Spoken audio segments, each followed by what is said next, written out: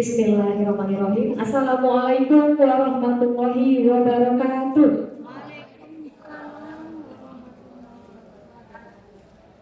Selamat pagi Bapak Ibu guru hebat. Apa kabarnya hari ini? Luar biasa ya.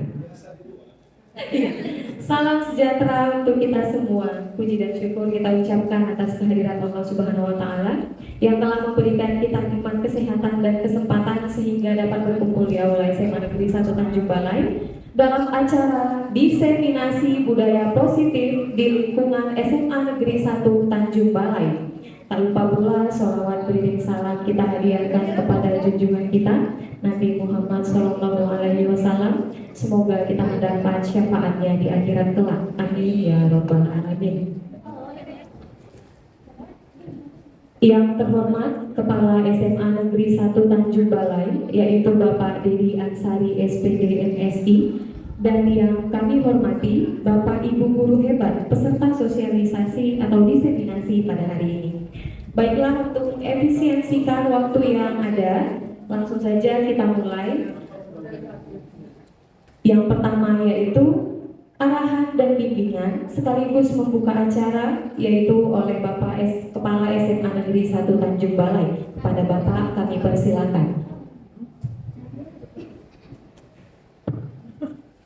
Bismillahirrahmanirrahim. Assalamualaikum warahmatullahi wabarakatuh. Selamat pagi dan selamat sejahtera bagi kita seluruhnya. Tentunya pertama sekali mari kita manjatkan puji dan rasa syukur kepada Tuhan Yang Maha Kuasa. Ilahi Rabbi, alhamdulillah hari ini kita dalam keadaan sehat sehingga dapat berkumpul di ruangan aula SMA Negeri 1 Tanjung Balai.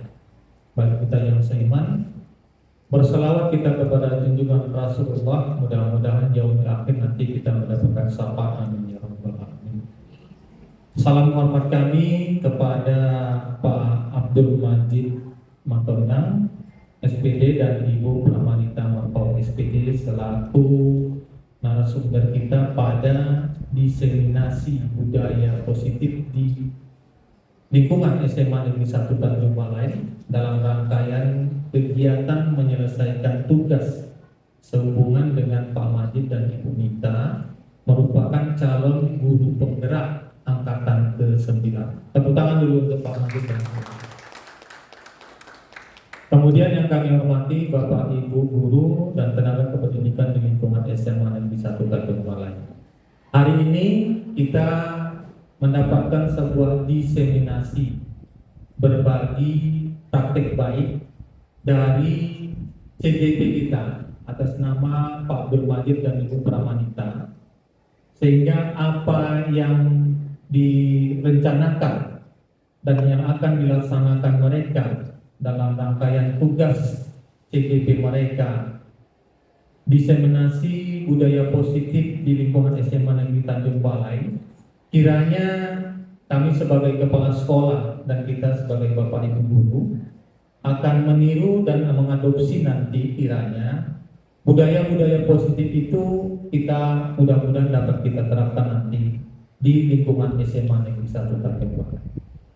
Untuk lebih jauh memasukinya, apa dan bagaimana budaya positif yang akan diseminasikan oleh Pak Majid dan Ibu Pramanita ini, marilah kita ikuti bersama dengan mengucapkan Bismillahirrahmanirrahim, mengharapkan ridho dari Tuhan Yang Maha Kuasa. Kegiatan diseminasi budaya positif di lingkungan SMA Negeri 1 Tanjung Balai atas nama CGP Bapak Abdul Majid Suprimatonang SPD dan Ibu Pramanita Marpau SPD secara resmi kita buka. Terima kasih atas perhatian kita. Mohon maaf di atas segala kekurangan. Assalamualaikum warahmatullahi wabarakatuh.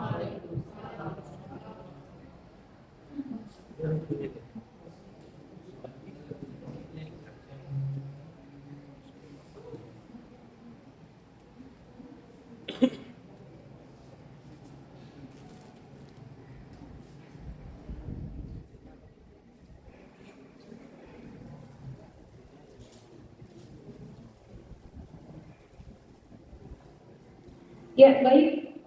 langsung saja kita masuk ke acara inti, yaitu pemaparan materi dari kedua narasumber, yaitu Bapak Abdul Majid Sutri Matulang SPD dan Ibu Pramanita Marpaung SPD.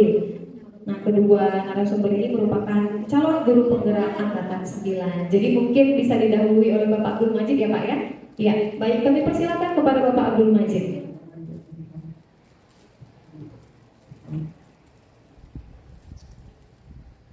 Baik, terima kasih Ibu Moderator. Assalamualaikum warahmatullahi wabarakatuh. Selamat pagi Bapak Ibu guru hebat semuanya. Ya, terima kasih yang saya hormati Bapak Kepala Sekolah SMA Negeri 1 Tanjung Balai yang telah memberikan kesempatan kepada kami untuk tampil menyeminarkan atau melakukan diseminasi budaya positif di lingkungan SMA Negeri 1 Tanjung Balai. Yang saya hormati Bapak Ibu guru semuanya, juga terutama kepada ibu CDP Kak Bu Sutrisna dan Ibu Rapina yang telah lulus, yang juga pernah mengalami yang seperti kami alami. Ya. Pertama-tama puji syukur kehadirat Allah Subhanahu Wa Taala dalam memberikan rahmat dan hidayahnya kepada kita sehingga kita dapat hadir di ruangan ini. Salawat dan salam kepada Rasulullah Sallallahu Alaihi Wasallam. Mudah-mudahan kita mendapatkan syafaatnya di yaumil kelak. Amin ya rabbal alamin. Saya bersama Ibu Pramanita Marpaung akan mendiseminasikan budaya positif, di mana nanti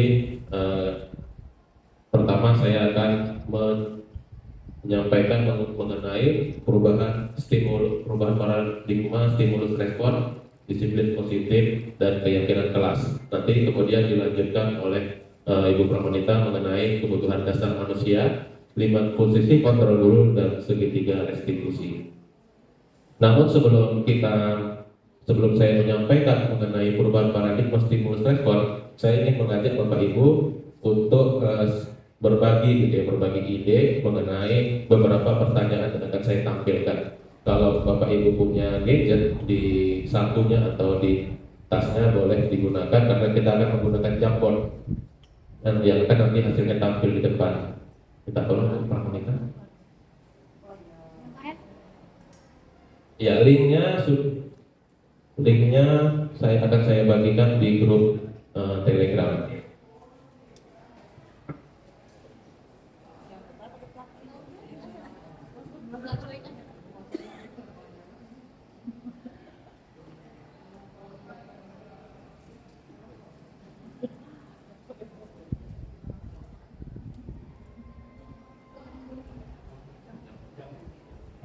Ya, Bapak Ibu sudah ada link di Telegram. Ya, Bapak Ibu yang mungkin belum familiar dengan Jamboard, ini adalah contoh cara menggunakannya gitu ya. Cara saudara akan menggunakan Jamboard. Enggak, Jamboard tidak digital, itu bawaan dari Google Workspace for Education. Jadi kita install ya? Oh, berarti mungkin install. Ya, harusnya bisa berbasis link. Oke, kalau gitu sambil menunggu install. Ada yang berhasil Bapak Ibu?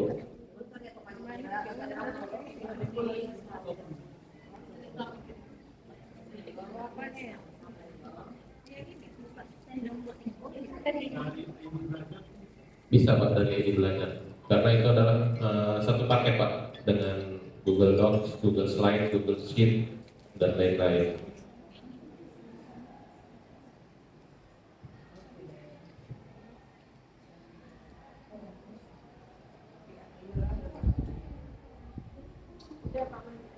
Iya, diklik linknya Bu.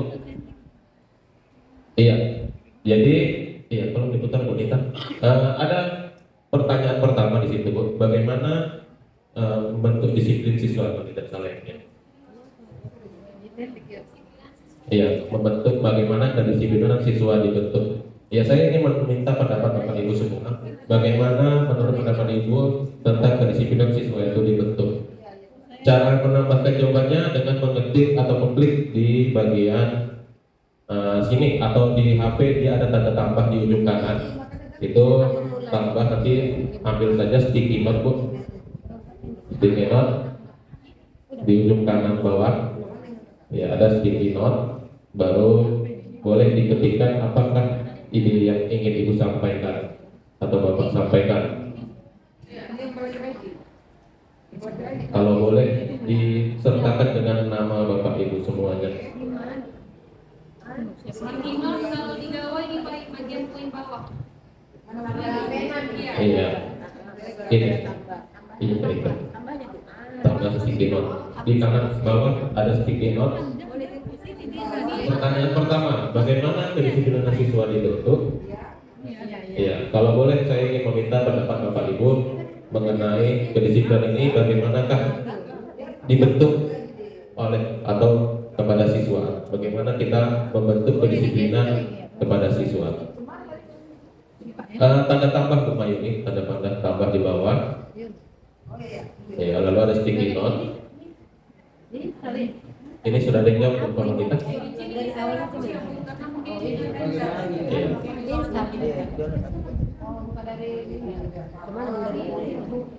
Ya, sudah ada jawaban yang muncul di depan. Yang pertama,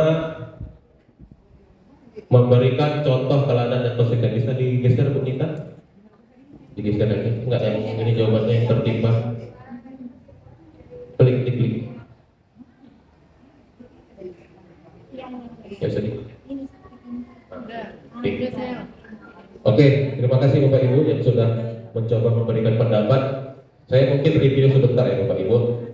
Bagaimana kedisiplinan siswa dibentuk? Ada Bapak Ibu yang banyak ya, dibesarkan. Kedisiplinan siswa dibentuk. Ini dibesarkan lagi aja beberapa menit. Ya, lebar soalnya layar kita lebar. Yang mana nih? Gak apa-apa, sambil menunggu jawaban dari Ibu yang lain, saya bacakan. Kedisiplinan dibentuk dengan memberikan arahan dan membiasakan siswa berperilaku disiplin serta memberikan contoh yang terbaik. Ada juga yang menyatakan bahwa dari peraturan, kesepakatan yang dibuat secara bersama. Ada juga yang menyatakan bahwa dengan memberikan contoh teladan yang konsisten. Juga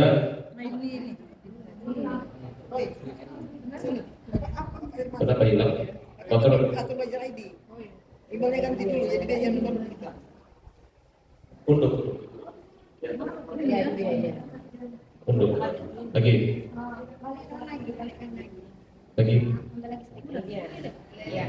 Ya, mungkin gitulah. Begitulah Ibu kira-kira. Ini sekaligus memperkenalkan Jamur sama Ibu. Mungkin berikutnya kita banyak akan menggunakan Jamur dalam rapat-rapat kita untuk menampung pendapat Bapak Ibu semuanya gitu. Jadi Jadi apa yang Bapak Ibu tulis ini sekalian muncul di depan. Jadi sekalian dibesarkan Bu perhatikan salah satu.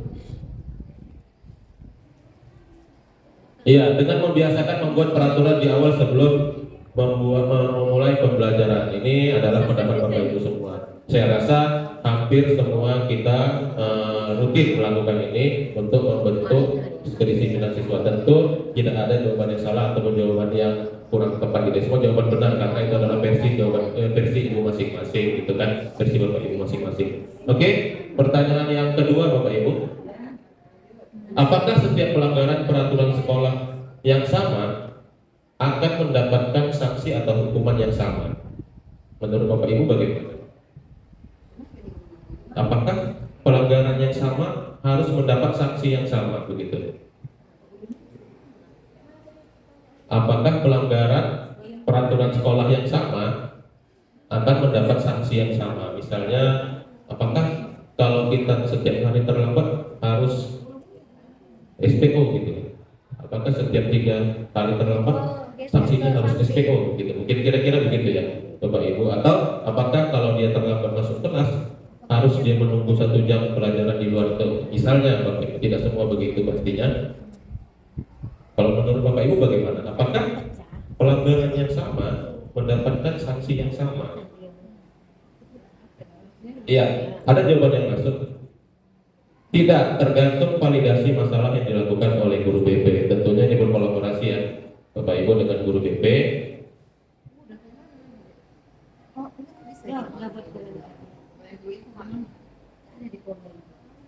Ada lagi, tidak hanya dilihat jenis pelanggarannya.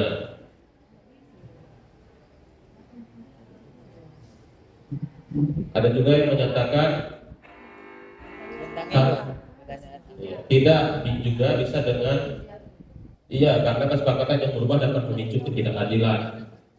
Boleh. Ada juga yang menyatakan tidak juga bisa dengan memberikan beragam sanksi. Berarti sanksinya boleh berbeda-beda. Ada juga yang menyatakan harusnya memiliki batas pelanggaran untuk menentukan sanksinya. Kemudian tidak sesuai dengan tingkat ketidakdisiplinan yang dilakukan oleh siswa, dan kadang-kadang perlu melihat kondisi dan kasus yang dialami siswa. Itu adalah sebagian dari jawaban Bapak Ibu semuanya.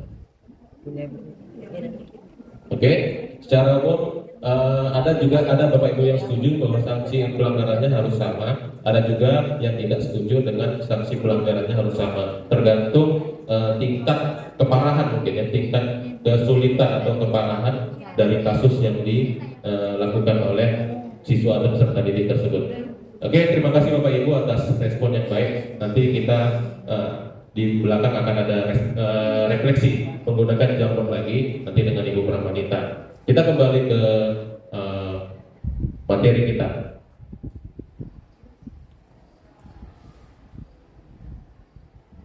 Baik, yang pertama saya ingin membahas tentang perubahan paradigma stimulus menjadi teori kontrol ini menurut Stephen R. Covey. Bahwasannya ada perbedaan antara stimulus respon dan teori kontrol, di mana ketika kita berada dalam kondisi yang di poin 1 sampai 8 pada stimulus respon, itu berarti kita dalam keadaan stimulus respon begitu ya. Dan ketika kita berada di kondisi yang 1 sampai 8 di sebelah kanan itu berarti kita sudah masuk ke dalam teori kontrol. Stephen R. Covey menyatakan bahwa pertama, ketika kita merasa realitas dan kebutuhan kita sama, artinya kebutuhan saya dan kebutuhan ibu itu sama, maka itu adalah posisi kita dalam keadaan stimulus respon begitu. Kemudian ketika kita melihat hal yang sama untuk semua orang, atau semua orang melihat yang sama dengan kita lihat, itu juga dalam bentuk stimulus respon.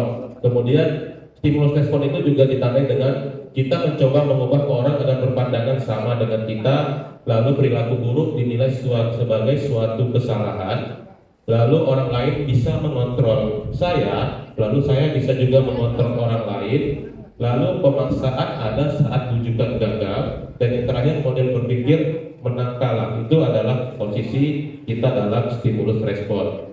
Nah, kemudian Stephen R. Covey menyatakan bahwa ada satu lagi posisi, yaitu teori kontrol, di mana ciri-cirinya ketika realitas itu, ketika kita merasa realitas kita berbeda antara satu dan yang lain, itu berarti kita berada dalam teori kontrol itu menurut teori si R. Covey. Yang kedua, ketika semua orang memiliki gambaran yang berbeda terhadap sesuatu, itu juga posisi teori kontrol. Kemudian juga ditandai dengan berusaha memahami pandangan orang lain tentang dunia. Jadi berbeda dengan yang di stimulus respon, kita berusaha memahami pandangan orang lain, bukan kita memaksa orang lain berpandangan dengan sama dengan kita. Kemudian yang keempat, perilaku itu semuanya memiliki tujuan. Jadi setiap perilaku punya tujuan. Yang kelima, hanya Anda sendiri yang bisa mengontrol diri Anda. Jadi menurut teori kontrol, kita tidak bisa dikontrol orang lain. Jadi kalau kita dikontrol orang lain, itu berarti kita diberikan motivasi oleh orang tersebut ke kita, sehingga kita mengontrol diri kita mengikuti motivasi yang diberikan orang lain tersebut. Yang keenam, Anda tidak bisa mengontrol orang lain. Dan yang ketujuh, kolaborasi dan konsensus menciptakan pilihan-pilihan baru. Dan yang terakhir adalah model berpikir menang-menang. Jadi tidak ada siapa yang menang, siapa yang kalah. Yang ada adalah win-win solution gitu ya. Jadi kita sebagai penegak peraturan, mungkin misalnya guru itu penegak peraturan gitu ya, atau pelaksanakan peraturan, itu tenang, siswa yang melaksanakan juga ada yang menerima peraturan tersebut juga merasa senang begitu. Baik, perubahan paradigma stimulus respon menjadi teori kontrol itu bisa begitu Ibu ya, dengan cara ini yang dinyatakan oleh Stephen R. Covey tadi. Jika ingin membuat kemajuan perlahan, maka kita bisa mengubah sedikit-sedikit saja ya Bapak Ibu, sedikit-sedikit sikap kita. Tidak perlu banyak-banyak, sedikit-sedikit saja. Kemudian kemudian juga bisa memperbaiki cara-cara kita, begitu. Kemudian perlu mengubah keacuan kita, juga perlu mengubah bagaimana kita melihat dunia dan berpikir tentang manusia. Begitu, itu adalah menurut si Stephen R. Covey. Kita lanjut. Nah, ternyata terdapat miskonsepsi juga selama ini Bapak Ibu terhadap teori kontrol ini. Itu dinyatakan oleh Dr. William Glasser. Yang pertama, adalah suatu ilusi bahwasanya guru bisa mengontrol murid. Jadi menurut William Glasser, ketika kita mengontrol murid gitu ya, menurut kita bahwa itu adalah sebenarnya adalah ilusi. Bahwasanya murid itu tidak bisa kita kontrol menurut William L. Glasser. Dia bisa mengikuti kemauan kita, itu adalah atas kehendaknya sendiri. Dan suatu saat kontrol kita terhadap, bukan kontrol ya, motivasi dia melakukan yang ingin kita perintahkan gitu, atau kita perintahkan bisa hilang ketika dia sudah tidak ingin melakukannya lagi. Begitu. Yang kedua, ilusi bahwa penguatan positif efektif dan bermanfaat. Dan jadi menurut William Glasser, bahwasanya ketika kita memberikan penguatan kepada siswa, kita memberikan motivasi, itu adalah juga semua ilusi.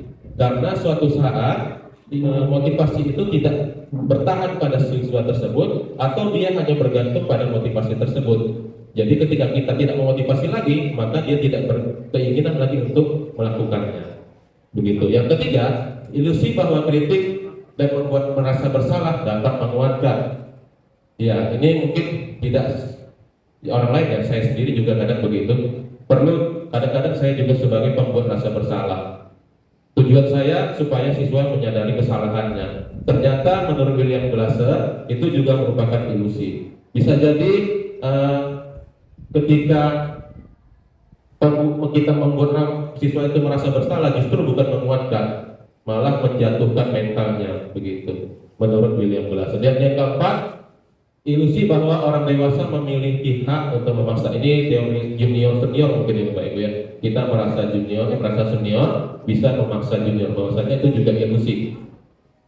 Karena siswa, orang lain itu adalah dia dan dirinya sendiri. Mereka punya kontrol terhadap dirinya. Jadi kita tidak bisa memaksa orang lain untuk melakukan apa yang kita minta. Itu menurut William L. Glasser. Nah, yang berikutnya itu masalah nilai-nilai kebajikan.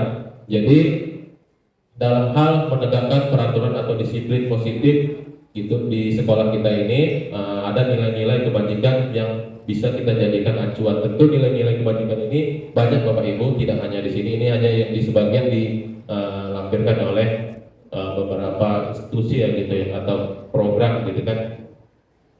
Seperti profil pelajar Pancasila itu ada 6 nilai kebajikan, mulai dari beriman, bertakwa hingga kreatif. Kemudian IPO primary years itu juga ada banyak itu Bapak Ibu, dari rasa hormat hingga komitmen, dan banyak lagi institusi yang menyampaikan tentang nilai-nilai kebajikan. Tentu kita juga punya nilai kebajikan kita sendiri. Ibu sendiri punya nilai kebajikan, saya juga punya nilai kebajikan, dan itu berhak kita sampaikan, begitu kan, namanya itu diri kita. Oke, ini juga yang disampaikan oleh Virtus Project nilai-nilai kebajikan, termasuklah kejujuran, bebas kasih, dermawan, keteraturan. Tentu ini juga telah diajarkan oleh orang-orang tua kita dahulu, begitu. Nah, fokus kita yaitu tentang disiplin positif, begitu. Karena menurut Ki Hajar Dewantara Bapak Ibu, untuk menjadi pelajar yang merdeka begitu ya, harus memiliki kedisiplinan yang kuat, dan kedisiplinan itu harus dimulai dari diri sendiri.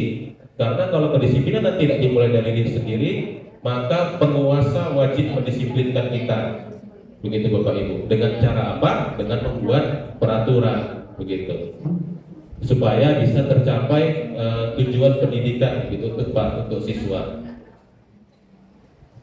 Nah,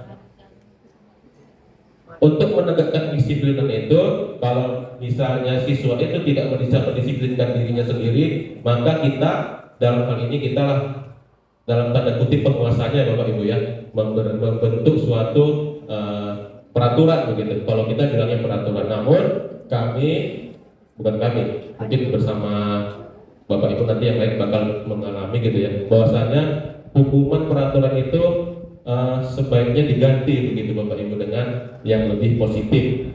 Nah, kita bahas dulu Bapak Ibu mengenai hukuman, konsekuensi, dan restitusi. Ada beda antara hukuman, konsekuensi, dan restitusi. Hukuman itu yang ciri-cirinya adalah yang pertama bersifat tidak terencana atau tiba-tiba. Jadi ketika ada kesalahan kita langsung berikan sanksi atau hukuman, itu adalah hukuman. Yang kedua bersifat satu arah. Jadi tidak timbal balik Bapak Ibu, hanya untuk objek yang melakukan kesalahan, tidak untuk yang memberikan gitu ya Bapak Ibu.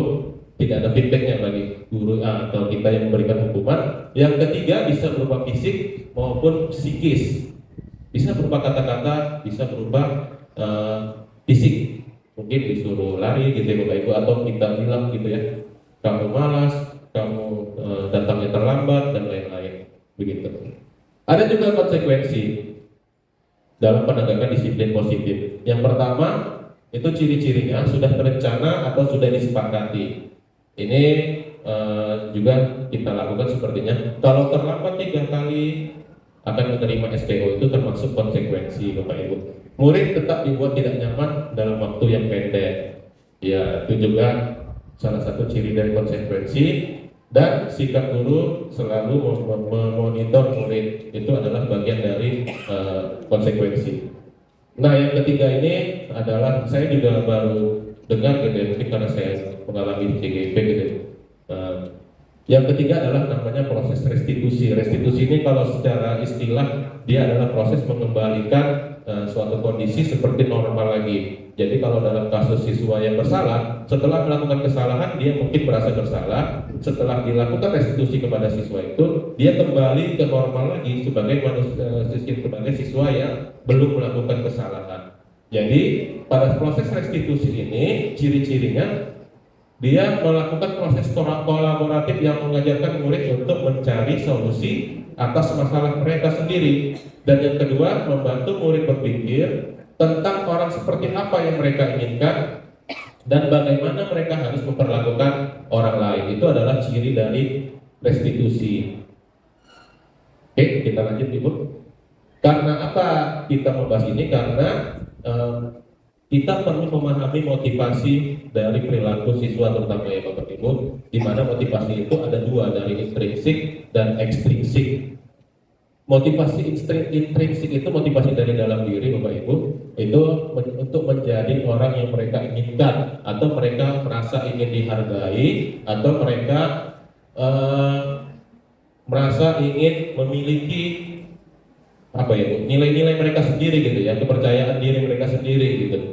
Kemudian motivasi ekstrinsik itu dari luar untuk menghindari ketidaknyamanan atau mendapat penghargaan gitu ya. Jadi berperilaku disiplin bisa jadi karena untuk menghindari hukuman dan mendapatkan penghargaan. Kadang-kadang saya juga begitu Bapak Ibu. Maaf ya.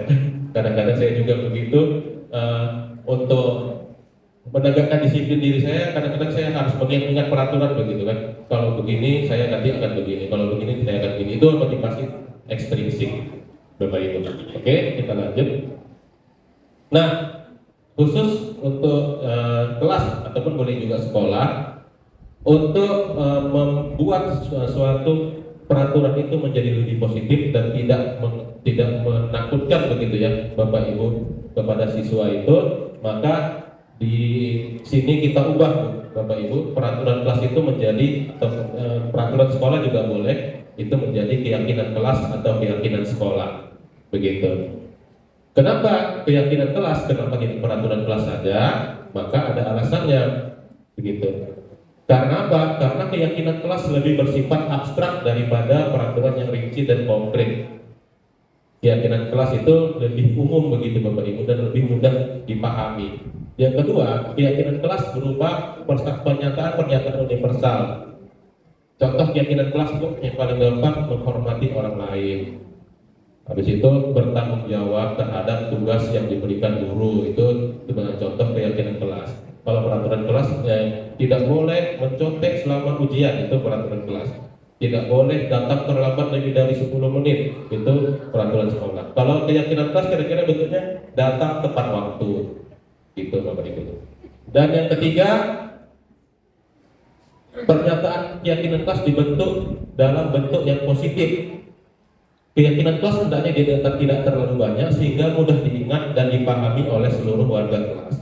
Kemudian warga kelas hendaknya ikut berkontribusi dalam pembuatan keyakinan kelas lewat kegiatan curah pendapat. Jadi keyakinan kelas dan keyakinan sekolah ini dibentuk atas proses kolaborasi Bapak Ibu antara guru dan siswa. Jadi kita menanyakan kepada siswa gitu ya, apa yang bisa mereka yakini gitu untuk dilakukan selama proses pembelajaran. Nilai-nilai kebajikan apa yang ingin mereka capai ketika proses pembelajaran sehingga bisa diturunkan menjadi keyakinan kelas. Begitu Bapak Ibu. Kemudian yang terakhir, bersedia meninjau kembali keyakinan kelas dari waktu ke waktu. Tentunya keyakinan kelas ini juga sama dengan peraturan sekolah gitu ya, yang kita tinjau Bapak Ibu dari waktu ke waktu. Biasanya kalau kita tata tertib sekolah itu kan setiap tahun atau beberapa periode sekali atau semester sekali gitu, atau kapan kita butuh untuk mereview kembali, kita lakukan review terhadap peraturan sekolah kita Bapak Ibu. Begitu juga dengan keyakinan kelas harus ditinjau kembali Bapak Ibu, karena perkembangan zaman dan perkembangan alam itu terus berjalan. Kita harus menyesuaikan kondisi anak kita dengan perkembangan kodrat anak gitu ya, menyesuaikan kodrat anak dengan kodrat alam dan kodrat zaman. Oke, jadi ini adalah langkah-langkah yang disajikan untuk melakukan atau menerbitkan atau menyusun gitu ya peraturan kelas. Pertama, berdiskusi dahulu Bapak Ibu, memunculkan peraturan-peraturan yang perlu ditaati warga sekolah. Jadi kita tampilkan peraturan yang ada. Kita sudah punya draft untuk peraturan sekolah gitu ya, atau print outnya juga sudah ada untuk peraturan kita di sekolah ini. Disajikan dulu, termasuk tidak boleh terlambat, tidak boleh berjudi, tidak boleh begini gitu ya, tidak boleh cabut gitu, lompat pagar dan seterusnya. Itu kita sajikan dahulu Bapak Ibu. Kemudian mengubah peraturan-peraturan yang ada tadi menjadi kalimat yang lebih positif. Kalimat yang lebih positif itu dihindari, ciri-ciri Bapak Ibu menghindari kata larangan. Larangan itu tidak, jangan. Tapi diganti dengan kata-kata yang lebih positif, bermakna kepada anak-anak. Tidak boleh datang terlambat menjadi datang tepat waktu. Tidak boleh mencontek menjadi mengerjakan ujian secara mandiri, begitu Bapak Ibu. Kemudian yang ketiga, menyarikan peraturan-peraturan menjadi nilai-nilai kebajikan dan keyakinan kelas. Jadi dari peraturan yang tadi sudah diubah menjadi lebih positif kalimatnya, dicari nilai apa yang ada di peraturan tersebut yang ingin kita tanamkan. Misalnya untuk keterlambatan atau kehadiran gitu ya, nilai disiplin yang mau kita tanamkan. Untuk misalnya pada saat teman menyampaikan pendapat tidak boleh ribut, atau siswa atau menghargai atau memperhatikan teman yang sedang presentasi, itu adalah nilai misalnya menghargai pendapat orang lain begitu. Itu ada nilai-nilainya. Kemudian setelah itu didiskusikan gambaran perilaku yang sesuai dengan keyakinan kelas atau peraturan kelas tadi gitu ya Bapak Ibu, yang sudah diubah menjadi keyakinan kelas. Gambaran perilaku apa yang sesuai dan tidak sesuai dengan keyakinan kelas yang sudah dibentuk. Kemudian yang kelima, berdiskusi mengenai peran seluruh warga kelas atau sekolah. Tentunya keyakinan kelas ini berlaku untuk seluruh warga kelas, tidak hanya untuk siswa, tapi juga untuk guru yang masuk ke dalam kelas atau sekolah. Dan yang keempat, yang keenam, meninjau ulang keyakinan kelas dari waktu ke waktu. Ini adalah review gitu Bapak Ibu tentang penerapan keyakinan kelas. Habis ya Bapak ya. Jadi ya, jadi begitu Bapak Ibu. Jadi inti dari yang saya sampaikan pada hari ini, kami ingin mengajak Bapak Ibu untuk menegakkan disiplin positif dengan cara yang lebih positif, yaitu dengan tawarannya mengubah peraturan sekolah yang mungkin sedikit agak mengerikan gitu Bapak Ibu, tanda kutip mengerikan dengan karena banyak larangan yang tidak boleh begini, tidak boleh begitu. Tapi kami melalui pelatihan yang kami ikuti ditawarkan cara yang lebih baik begitu ya, ditawarkan dengan cara yang baru kan, cara yang baru untuk mengubah peraturan kita itu menjadi sesuatu yang lebih positif dan lebih mudah dipahami oleh siswa. Tentunya ini nanti akan kita perdalam lagi mungkin dengan unsur pimpinan di sekolah kita. Ini hanya bagian dari sharing kita antara saya dengan Bapak Ibu semua yang sudah lebih berpengalaman lebih dari saya mengenai hal-hal ini. Baik, materi berikutnya tentang 5 kebutuhan dasar dan seterusnya hingga segitiga restitusi akan disampaikan oleh Ibu Pramanita Marpaung. Silakan Ibu Pramanita. Terima kasih, saya kembalikan ke Ibu Moderator. Ya, baik. Demikianlah tadi pemaparan dari narasumber pertama. Mungkin jika Bapak Ibu punya pertanyaan atau hal yang ingin didiskusikan bisa ditahan dulu atau disimpan dulu karena akan dilanjutkan oleh pemateri yang kedua yaitu Ibu Pramanita Marpaung SPD. Kepada Ibu kami persilakan.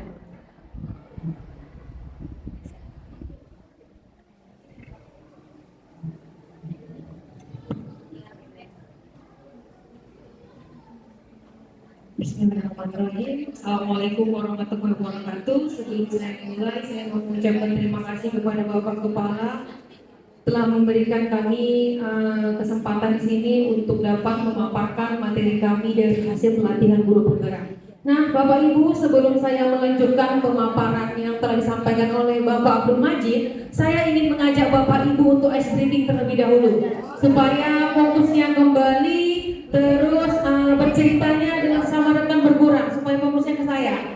Baik Bapak Ibu, kita ice breaking terlebih dahulu ya sebelum saya melanjutkan pemaparan tentang kebutuhan dasar.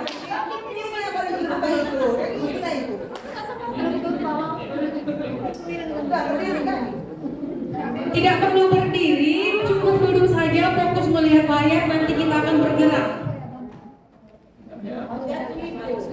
Dari depan itu. Baik, siap Bapak Ibu, boleh dilihat di layar ya. Kita akan ice breaking. Abdul, tolong dikuatkan volume suaranya. Di sini ada opa ini opa.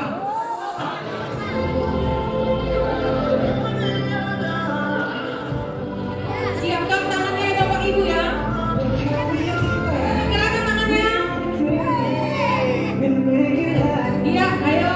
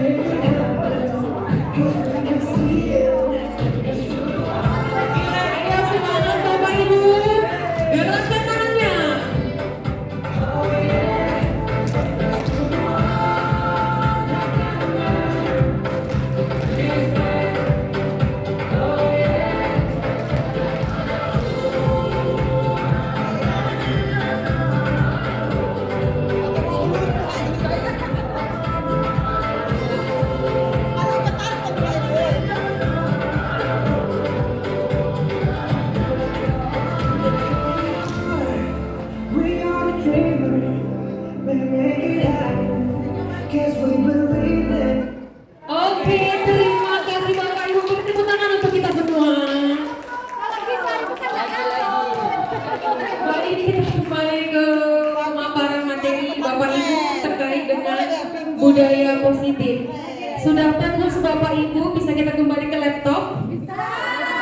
Nah, baik, saya akan melanjutkan pemaparan dari yang disampaikan oleh Pak Majid mengenai budaya positif. Yang keempat ialah kebutuhan dasar manusia.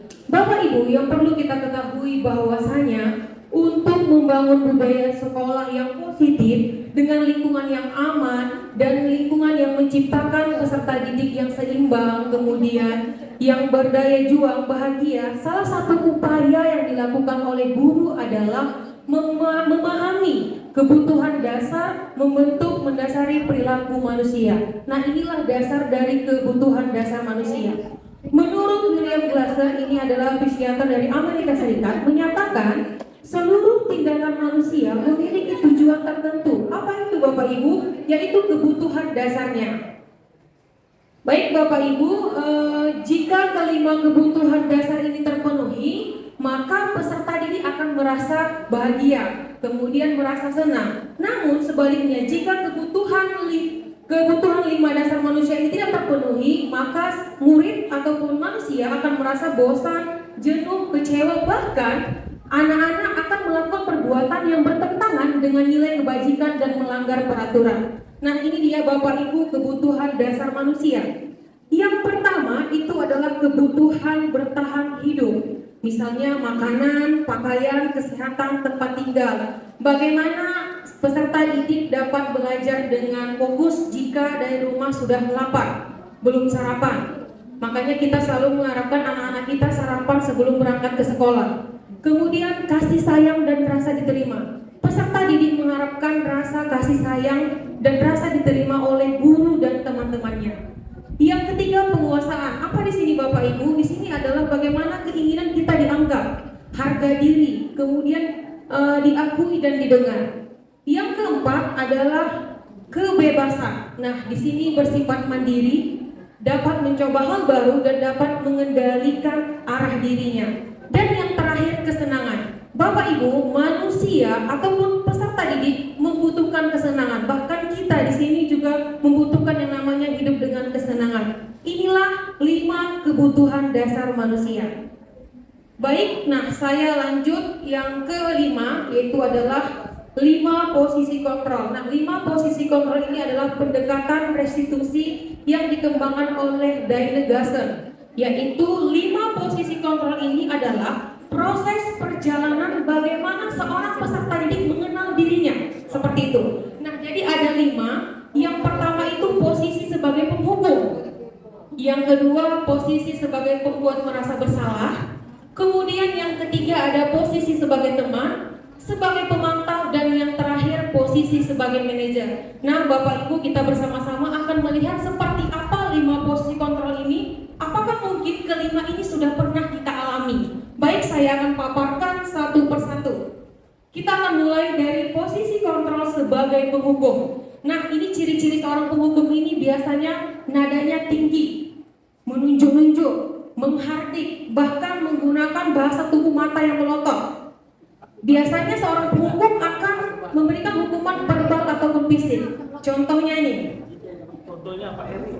Patuhi saja aturan itu. Awas kok ya kalau terlambat lagi. Nah, seperti itu adalah ungkapan-ungkapan seorang penghukum. Bagaimana dampaknya Bapak Ibu? Dampaknya ialah murid akan merasa dendam. Kemudian dia tidak menyukai guru tersebut, bahkan tidak menyukai mata pelajaran yang diampu guru tersebut, karena melihat guru yang selalu menghukum. Awas kok ya kalau terlambat lagi kok ya. Awas tahu. Kayak seperti itu. Itu adalah ciri-ciri seorang posisi penghukum. Baik Bapak Ibu, selanjutnya posisi pembuat merasa bersalah. Bagaimana pula ini ciri-cirinya? Nah, ini biasanya guru berbicara dengan lembut, kemudian tenang, namun kata-katanya selalu menyalahkan murid. Contohnya, nah kamu ini bagaimana? Kamu sudah janji loh sama ibu kalau kamu akan mengerjakan tugas.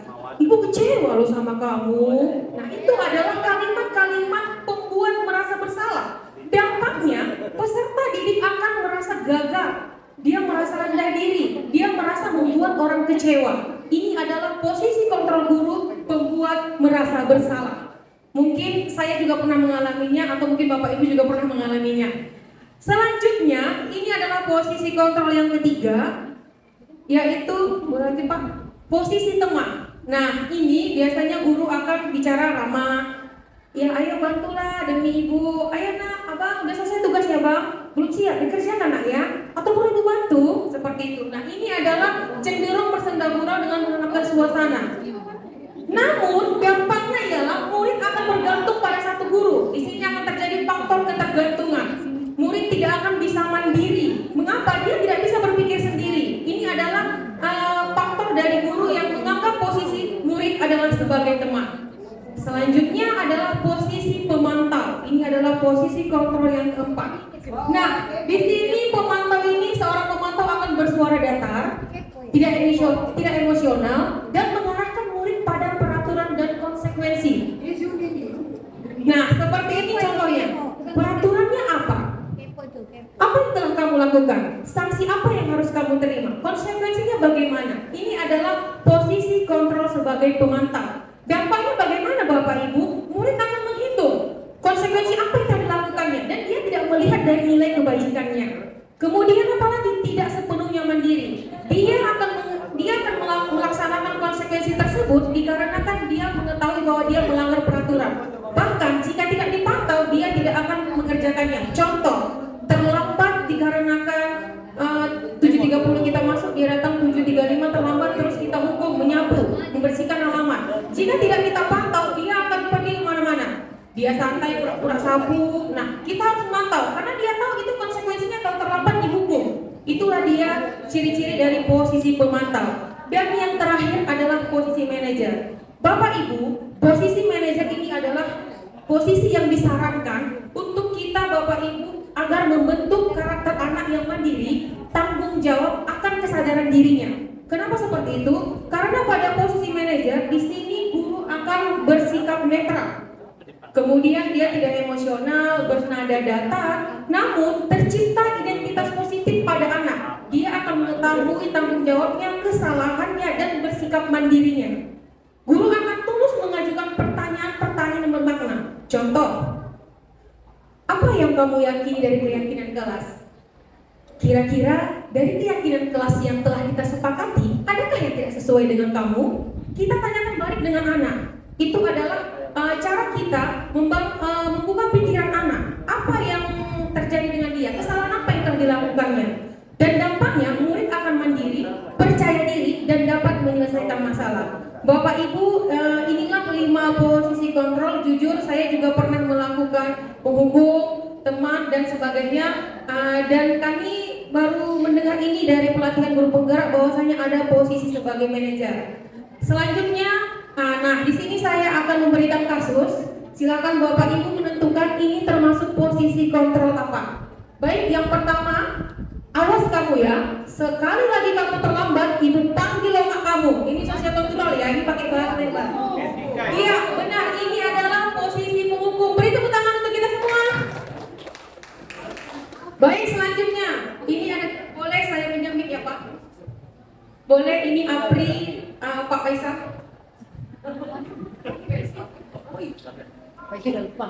Apri, apakah kamu mengetahui jam berapa kamu sekolah dimulai?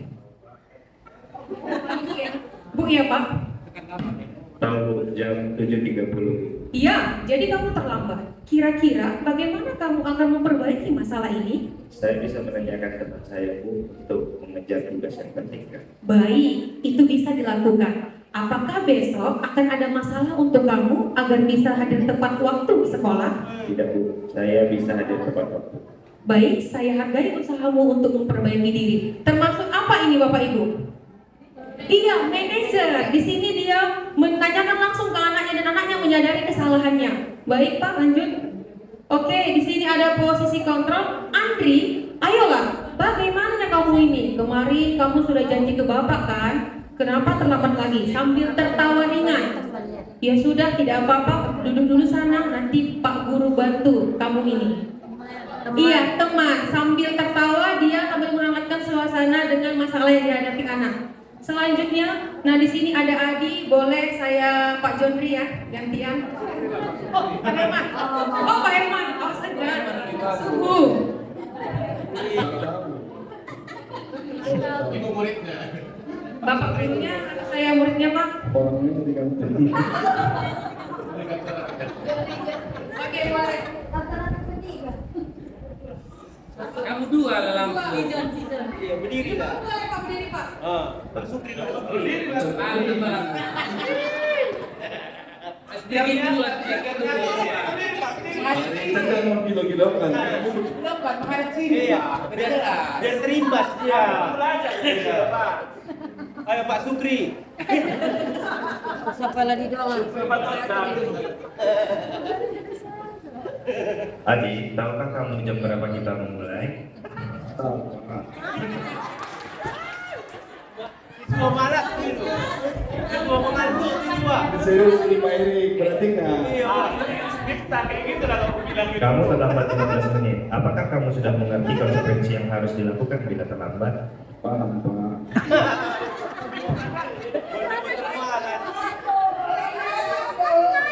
Ini kelas itu.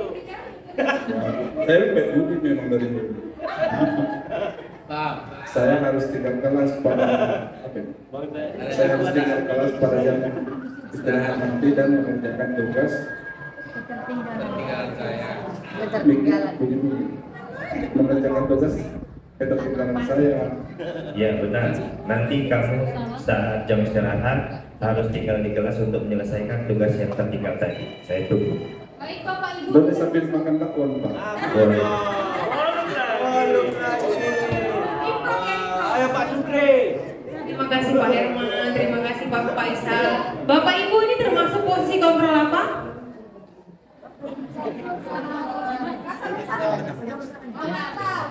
Iya, benar sekali Bu Sutrisna. Ini adalah posisi kontrol pemantau karena di situ ada kata konsekuensi. Dia mengingatkan sama anak apa konsekuensinya. Beri tepuk tangan dulu untuk Pak Penny dan Pak Herman. Pak Fahmi. Penny. Baik Bapak Ibu, ini selanjutnya boleh dibacakan dulu dengan Pak Richard. Terlalu serius Pak Richard nih. Gila di depan. Di atas kursi. Saya dulu. Saya baca ya. Dadi. Ini berapa ini? Speaking dulu. Dadi.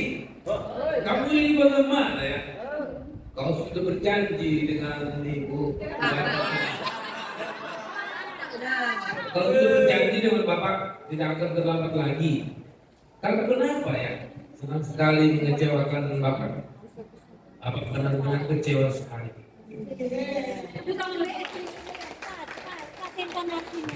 Pas sekali deh Bapak Ibu ya. Nah ini termasuk posisi kontrol apa Bapak Ibu?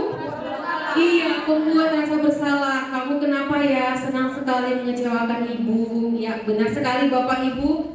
Ada lagi Pak Majid? Oke sudah habis. Beri tepuk tangan untuk kita semua. Nah sekarang kita akan lanjut pada sesi terakhir adalah segitiga restitusi. Ini tadi sempat disinggung oleh Pak Majid. Saya akan lebih mendetailkan lagi seperti apa segitiga restitusi ini. Segitiga restitusi ini adalah Bapak Ibu proses menciptakan kondisi murid yang membuat kesalahan, kemudian mereka menyadari kesalahan tersebut dan mengembalikan mereka pada identitas semula. Itu adalah segitiga restitusi. Di dalam segitiga restitusi ada 3 tahap.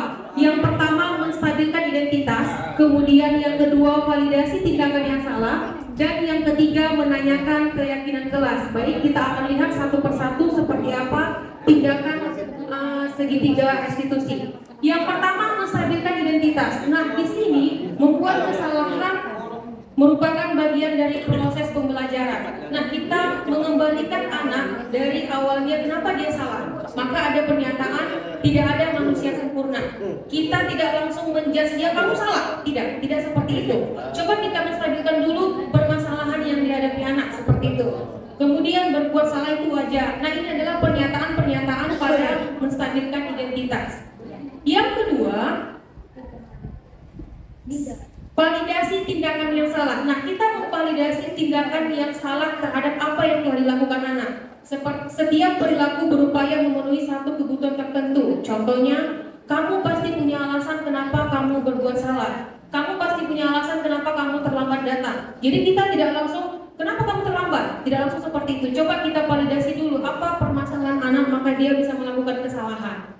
Yang terakhir adalah yang ketiga, menanyakan keyakinan. Nah, kita sudah disepakati dengan anak bahwasanya kita menyepakati keyakinan kelas atau keyakinan sekolah. Maka di sini kita akan tanyakan kepada anak, apa keyakinan kelas yang telah kita sepakati? Apakah kamu tahu? Kira-kira dari keyakinan kelas yang telah kita sepakati, apa yang tidak sesuai dengan diri kamu? Nah, kita tanyakanlah di sini. Kita kembalikan kepada anak keyakinan kelas apa yang telah sama-sama disepakati. Baik, nah ada hal-hal yang perlu diperhatikan dalam segitiga restitusi. Yang pertama, perilaku yang salah perlu dikaitkan dengan nilai-nilai atau keyakinan-keyakinan yang telah disepakati. Artinya, nilai-nilai keyakinan kelas atau keyakinan sekolah yang telah kita sepakati perlu dikaitkan dengan permasalahan yang dihadapi anak. Yang kedua, kesediaan orang yang melakukan kesalahan untuk memperbaiki masalah. Yang ketiga, pemecahan masalah. Nah, di sini pemecahan masalah mungkin relevan dengan hubungan masalah yang ada. Selanjutnya, perlu adanya suatu usaha perbaikan dari pihak yang berbuat salah. Nah, dari anak tersebut, kira-kira apa yang bisa kamu perbaiki dari permasalahan yang kamu hadapi, dari kesalahan yang kamu alami, seperti itu. Selanjutnya, perlu didedikasikan waktu dari pihak yang berbuat kesalahan. Tanyakan kapan akan mulai memperlakukan usaha untuk memperbaiki masalah. Nah, inilah hal yang perlu diperhatikan Bapak Ibu dalam segitiga restitusi. Baik, nah dari standar pendidikan nasional bahwasanya dalam rangka menciptakan lingkungan yang positif, maka setiap warga sekolah dan pemangku kepentingan perlu saling mendukung, menghayati dan menerapkan nilai-nilai kebajikan yang telah disepakati bersama. Yang kedua, tujuan mulia dari penerapan disiplin positif ini adalah Bapak Ibu bahwa agar terbentuk murid-murid yang berkarakter, kemudian berdisiplin, santun, jujur, tanggung jawab, dan merupakan pembelajar sepanjang hayat sesuai dengan standar kompetensi lulusan yang diharapkan. Baiklah Bapak Ibu, itulah pemaparan dari saya terkait dengan posisi kontrol guru, kemudian segitiga restitusi dan kebutuhan dasar manusia. Mohon maaf jika ada kekurangan kesalahan, saya kembalikan dengan moderator. Ya, beri aplaus dulu untuk kedua narasumber kita. Ya, pemaparan yang luar biasa ya. Jadi kita tidak bosan. Dan tadi saya lihat juga ada beberapa bapak ibu guru yang bisa masuk bengkel sastra sepertinya, karena menghayati peran. Ya, baik, kita buka sesi Q&A atau tanya jawab di sini bagi bapak ibu yang ingin mendiskusikan sesuatu hal. Boleh berdiri lalu mengangkat tangannya. Ya, silakan Bapak Ibu. Jika ada yang ingin memberikan saran mungkin atau pertanyaan kepada narasumber kita. Aku sepagi itu yang mau tanya. Maunya foto kepala sekolah nggak di tengah, ada di kiri. Ya kan? Tentang materi itu Pak Erik, bukan sana. Jadi tanya pula foto itu ditanya. Tentang materi yang kita simak itu. Aplikasi semua, saya melaksanakan. Cukup Bapak Ibu. Bagaimana Bapak Ibu? CGP senior. Oke, Ibu Raffi. Iya, saya persilakan. Pertama Ibu Erni ya. Biasa kalau begini Sur lah kalian, sur. Oh, Ibu Rafina dulu. Pada Ibu Rafina kami persilakan. Terima kasih atas kesempatannya, terutama pada narasumber. Nah, sebagai alumni, saya dan Ibu Tina, dan kebetulan saya juga kemarin bahas ini. Nah, yang pertama yang saya tahu dalam sosialisasi ini adalah diseminasikan praktik baik yang telah kita laksanakan. Nah, jadi dari paparan baik narasumber 1 dan 2, tadi saya belum lihat apakah praktik baik yang disosialisasikan ini telah dilaksanakan, itu yang pertama.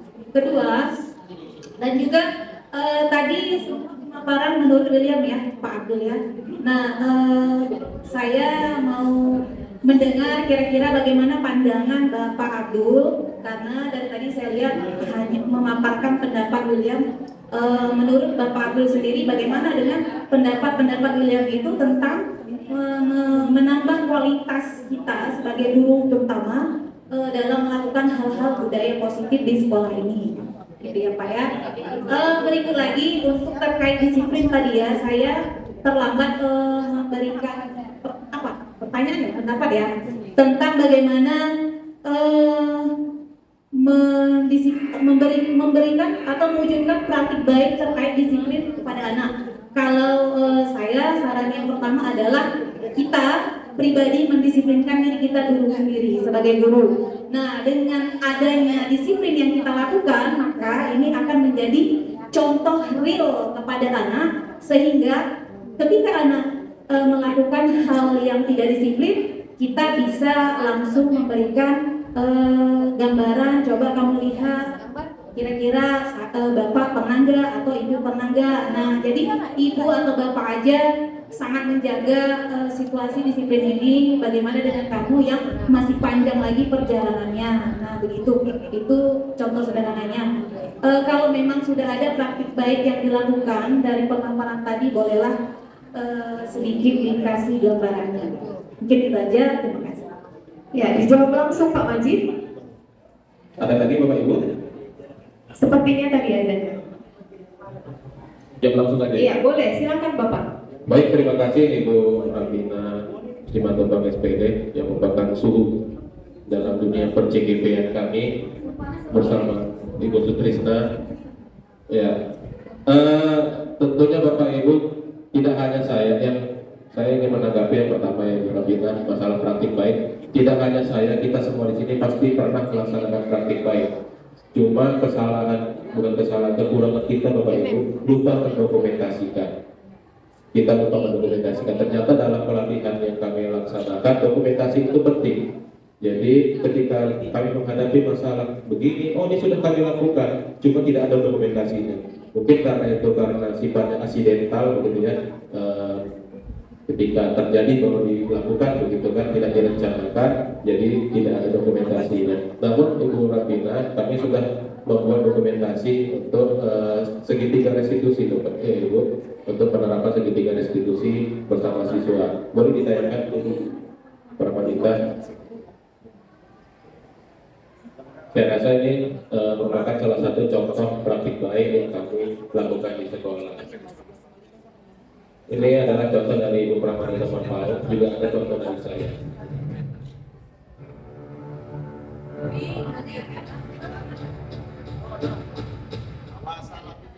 SIPA sebenarnya anaknya rajin. Namun akhir-akhir ini Bunita mendapat laporan dari teman sekelas SIPA bahwa SIPA akhir-akhir ini jarang tiket kebersihan. Bunita mengajak SIPA diskusi dengan melaksanakan segitiga restitusi. Berikut ini dialog antara Bunita dengan SIPA. SIPA, bagaimana kabarnya hari ini? SIPA, ibu ingin berdiskusi dengan SIPA. Ibu dengar dari teman-teman SIPA, akhir-akhir ini SIPA jangan tidak ya. Apakah itu benar SIPA? SIPA itu tahu semua orang pasti pernah melakukan kesalahan. Menurut ibu, SIPA pasti punya alasan kenapa SIPA jarang tiket. Coba cerita dengan ibu. Soalnya aku ingin dia lalu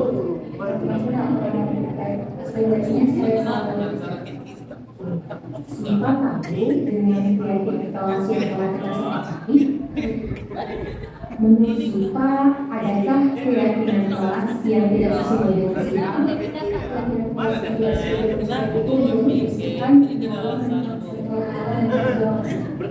SIPA yakin dengan nilai-nilai itu?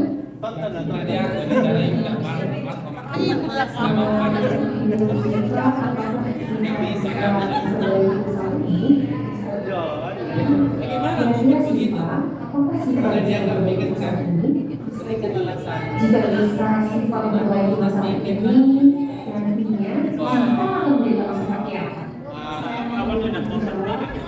apa? SIPA bisa memperbaiki masalah ini? Bagaimana cara SIPA maksimal untuk memberi masalah ini. Kalau ada ibu yang baik sifat memaafkan, dilarang, depan, sifat,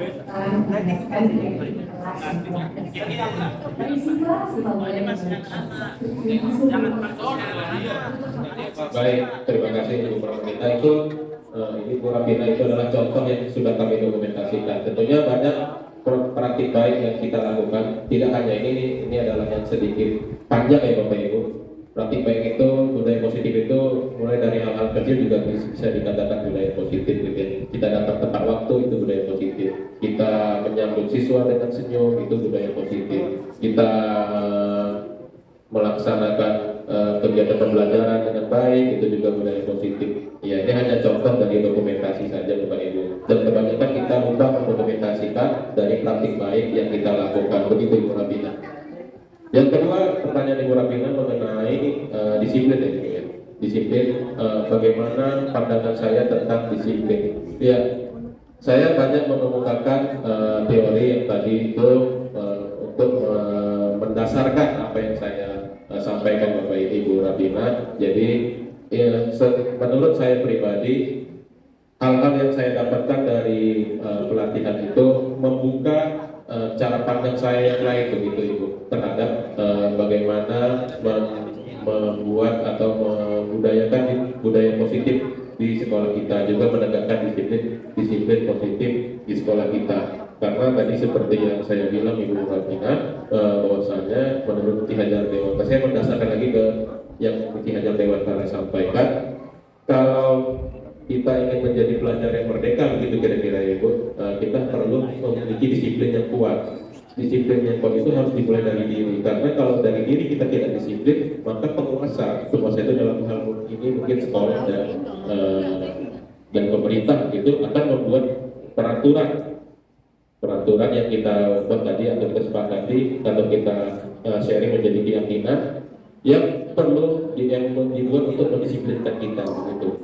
Ibu, saya secara pribadi setuju dengan pendapat yang Ki Hajar Dewantara sampaikan atau tulisan yang Ki Hajar Dewantara sampaikan, karena seperti alur yang kita alami Ibu Rabina dan Ibu Trisna juga, merdeka ya Ibu ya, mulai dari diri, M-nya itu selalu mulai dari diri, karena setelah kita mulai dari diri kita bisa mengimbaskan ke orang lain. Karena kita sudah mengalaminya sendiri, tentu kita mudah untuk menyampaikan atau mengimbaskannya kepada orang lain. Begitu Ibu Rabina. Ada yang ingin? Iya, bagaimana Ibu? Cukup? Iya, terima kasih Bapak Agung Najib. Berikutnya pertanyaan kedua dari Ibu Erni ya Bu ya? Iya, saya persilakan kepada Ibu Erni. Oh iya, dia bertanya.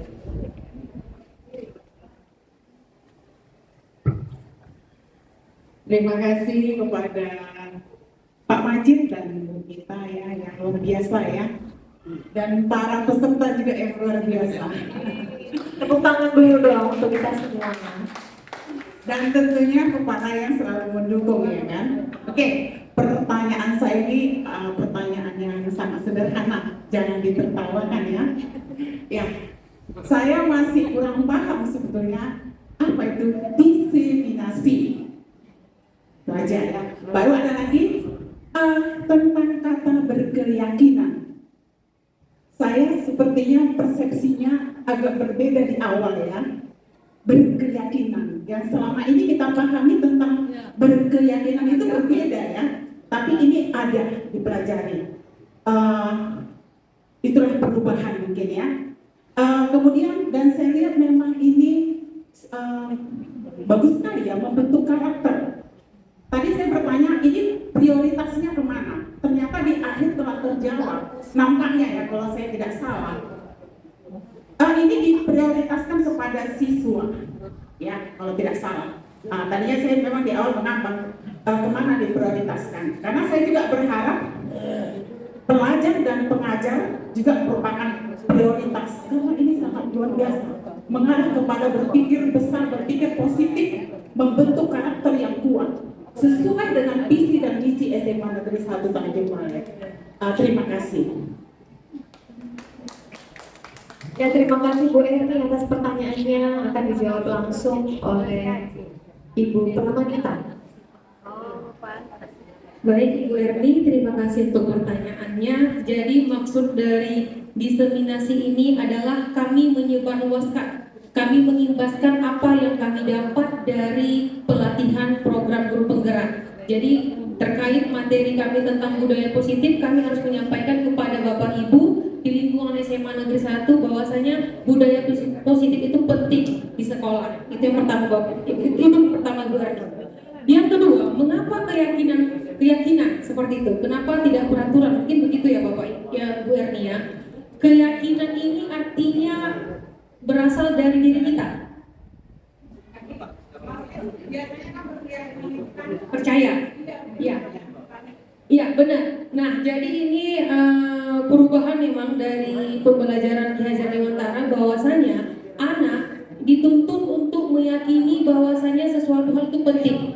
Jadi keyakinan diri, contoh keyakinan kelas yang kita sepakati bertanggung jawab. Dia yakin, dia percaya bahwasanya dia harus bertanggung jawab itu dari dirinya, bukan orang lain. Jadi keyakinan di sini maksudnya kita percaya dengan apa yang kita yakini. Memang benar sedikit aneh ya kan Bu, karena selama ini kita tidak pernah mendengar kata keyakinan seperti itu. Enggak, maksudnya untuk yang peraturan diubah menjadi keyakinan baru sekarang seperti itu. Jadi keyakinan maksudnya kita mempercayai bahwa yang kita lakukan itu adalah tanggung jawab, adalah benar. Asal motivasi dari diri kita itu adalah motivasi dari intrinsik diri kita sendiri. Itu dia Ibu Erni. Bagaimana Ibu Erni?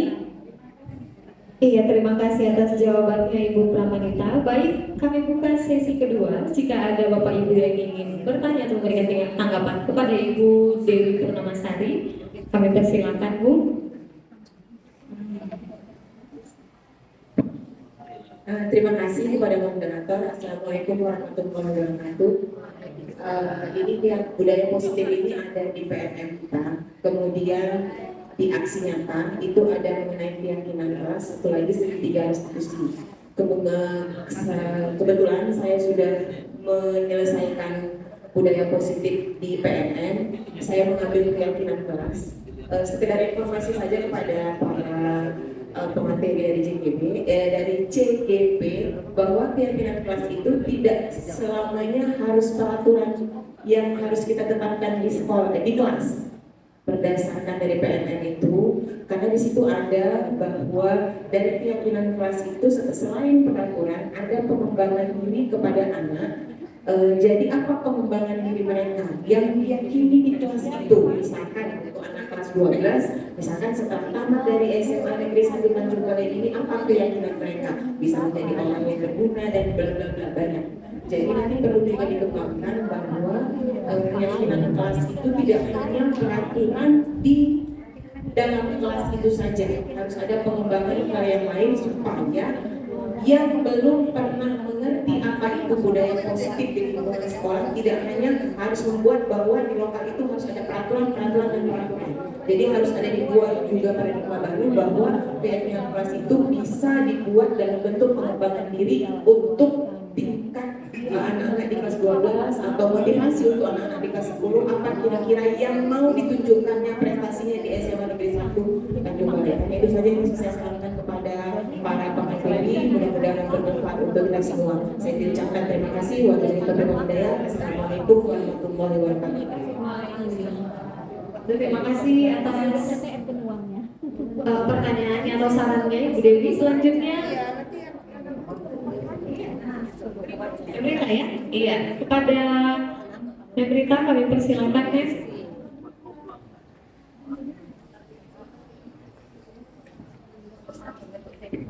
Dan terima kasih atas waktunya. Barangkali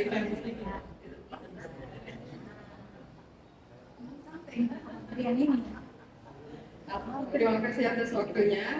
Barangkali pertanyaan saya sederhana. Tadi kita tahu bahwa diseminasi ini menjanjikan ada budaya positif yang akan diterapkan di lingkungan SMA Negeri 1 Kendal. Itu kan muara terakhirnya. Artinya dari apa yang sudah kita tahu hari ini, apa yang sudah kita pelajari hari ini, kita berharap ini akan berimbas kepada sekolah. Kebetulan kan pemangku kepentingan sudah ada di depan. Kalau saya pertanyaannya lebih praktis Bapak Ibu. Menurut dulu ini ya, menurut Pak Majid dan Bu Nita, kira-kira dari apa yang sudah dipelajari di CJP melalui materi budaya positif di lingkungan SMA Negeri 1 Tanjung Balai, yang ingin saya tanyakan, adakah budaya yang masih berlaku di sekolah kita yang sifatnya masih negatif dan perlu kita ubah ke lebih positif? Kalau ada, itu yang mana? Kemudian kalau menurut Bu Mita itu perlu diubah, resolusinya seperti apa agar ini menjadi lebih positif untuk sekolah kita? Karena kalau kita lihat dari kita masuk ke lingkungan sekolah di jam 7:30, kita sudah banyak menemukan hukuman dari anak yang terlambat, dan hukumannya itu juga melibatkan fisik anak untuk mengerjakannya, semisal menyapu, melap jendela, ngepel, angkat bangku, kursi, dan seterusnya. Nah, biar ini berimbas untuk kita, sepertinya kita harus berkomitmen. Kalau memang ini baik, ayo kita terapkan. Dan kami juga berharap nanti Pak Dedi bisa secara praktis lebih nyata mewujudkannya menjadi salah satu budaya yang positif di sekolah kita. Barangkali itu saja pertanyaan dari saya. Assalamualaikum warahmatullahi wabarakatuh. Terima kasih Mem atas pertanyaannya. Ya, akan dijawab oleh kedua narasumber. Saya persilakan. Baik, terima kasih Mem Marita.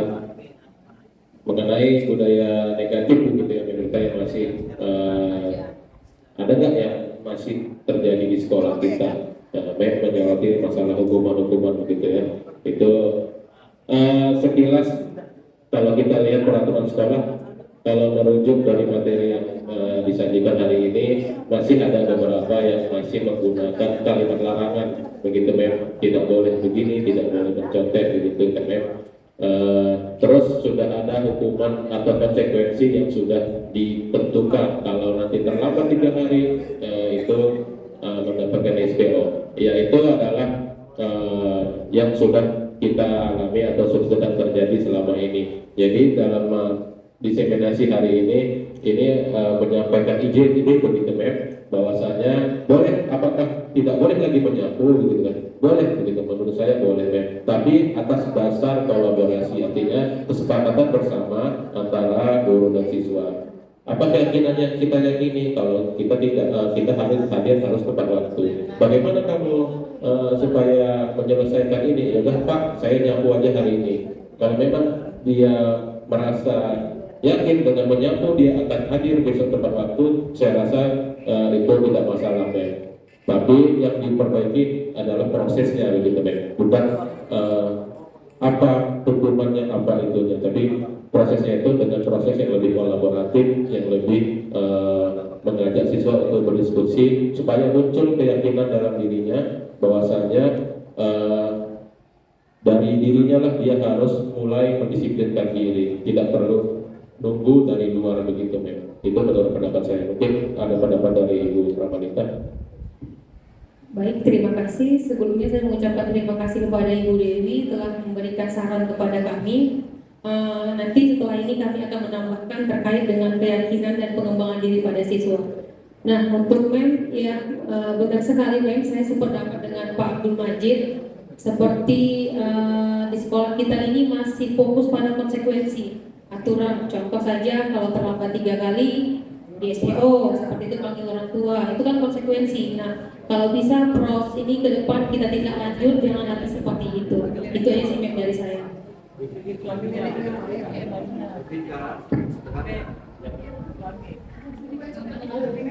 Oke, bagaimana Mem Marita? Ada yang mau disampaikan? Oh, Dia bilang sepertinya ya, narasumber. Ya baik, cukup ya Mem ya. Iya, terima kasih atas pertanyaan dari Bapak Ibu guru hebat dan juga jawaban dari narasumber yang luar biasa. Mungkin ini tidak mudah untuk kita terapkan karena kita sebagai pendidik sekaligus dituntut untuk menjadi psikolog siswa, ya kan, yang harus mempelajari siswa itu berkembang sesuai dengan zaman gitu. Jadi kadang ada siswa yang tidak mengerti ketika kita katakan belajar mandiri. Nah, jadi jangan menyontek, itu lebih mudah untuk diterima begitu mungkin ya. Tapi tidak apa-apa, namanya proses belajar, inilah yang kita butuhkan begitu untuk merubah sebuah kebijakan ataupun sebuah peraturan untuk mencapai hasil yang lebih baik lagi. Ya baik, selanjutnya refleksi ya. Iya, kita akan masuk ke tahap refleksi, silakan. Baik, Bapak Ibu, kami sudah kirim link Jamboardnya di Tendi. Silakan Bapak Ibu untuk mengisi referensi kegiatan diseminasi budaya positif di SMA Negeri 1 Tanjung Balai pada hari ini. Baik, silakan Bapak Ibu. Link yang di bawah Pak, yang nomor 2. Iya, nanti saya ingin meminta pendapat dari beberapa perwakilan Bapak Ibu guru mengenai refleksi kita hari ini. Pertanyaan, ya. Pertanyaan pertama Bapak Ibu, apa harapan Bapak Ibu ke depan setelah mengikuti sesi diseminasi hari ini, terutama terkait budaya positif di SMA Negeri 1 Tanjung Balai? Kenapa? Oh iya. Yang pertama, pengalaman apa yang Bapak Ibu dapatkan setelah mengikuti sesi diseminasi hari ini? Gak apa-apa Ibu, tidak terbatas ya apa yang ingin disampaikan, boleh Ibu sampaikan apa saja, terbuka. Kita di sini sesi sharing Bapak Ibu. Curhat boleh, menghukum boleh gitu kan. Kalau besok diseminasi lagi, jadi kuenya harus nambah, boleh. Ya ada Bapak Ibu yang belum dapat kue? Enggak ya? Yang belakang ya, sebentar ya Pak, lagi OTW jam 11 nanti. Oke, sudah masuk ya. Mohon digeser Bu Pramanita beberapa, dijauh-jauhkan dan dibesar-besarkan mungkin. Ada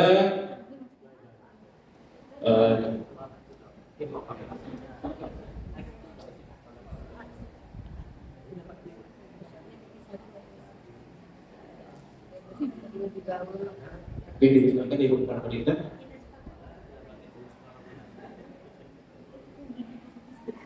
Oh iya, ada yang mengatakan bahwa memahami bahwa teori kontrol dapat membuat siswa lebih mengendalikan dan mengontrol diri, kemudian menjadi paham tentang keyakinan kelas, ilmu bertambah, membuka pikiran tentang apa itu budaya positif, memperoleh pengalaman, belajar yang santai namun berbobot, budaya positif perlu dibangun, kesepakatan sekolah. Oke, kita ambil ya perwakilannya. Yang warna apa ya Bapak Ibu ya?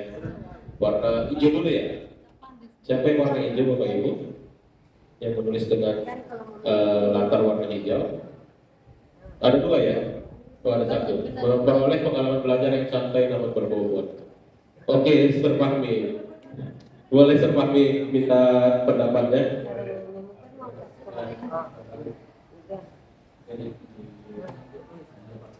Oke, jadi menurut saya pengalaman yang saya dapatkan pada diseminasi pagi hari ini adalah memperoleh pengalaman yang belajar yang santai namun berbobot. Jadi sebenarnya di sini karena pematerinya adalah CGP-nya adalah teman kita Pak Majid dan Ibu Pramanita. Jadi saya merasa hal-hal yang dipaparkan itu lebih dapat diterima karena sesuai dengan lokasi bekerja yang sama dengan saya pribadi gitu. Jadi pengalamannya lebih santai gitu dan lebih mudah dipahami. Namun materi yang dipaparkan itu sungguh sangat bermanfaat dan mungkin kedepannya akan saya terapkan di pembelajaran saya sehari-hari. Terima kasih Bapak dan Ibu CGP.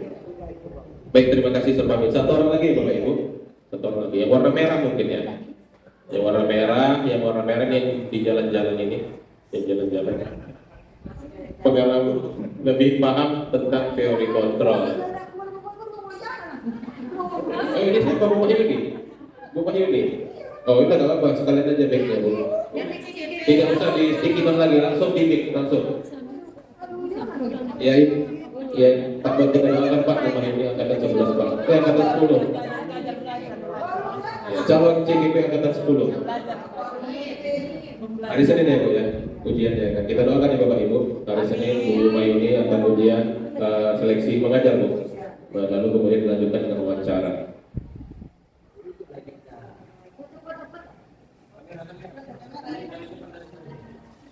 Ya, terima kasih kesempatan yang diberikan kepada saya. Dari sesi diseminasi ini, saya lebih seharusnya tidak tahu, jadi tahu tentang teori kontrol tadi ya. yang ada guru yang kepo, mengintip ya tadi ya. Memantau ya. Nampaknya ada juga ngintip. Gambarnya mengintip ya kan Pak. Jadi saya lebih paham seperti itu gitu kan, memantau, ada yang jadi teman, ada yang kemudian jadi manajer, kemudian memberikan hukuman ya. Itu yang lebih saya pahami. Terima kasih. Jadi yang mana? Baik, terima kasih Bu Mayuni. Kita akan close untuk Ibu Mayuni. Oke, kita lanjut pertanyaan kedua Bapak Ibu. Hal apa yang Bapak Ibu setuju dan belum setuju pada diseminasi hari ini? Boleh bebas ya Bapak Ibu, misalnya snacknya gitu kan. Saya setuju, snacknya ada tapi kurang banyak. Mungkin di angkatan 10 akan diperbanyak oleh Ibu Mayuni.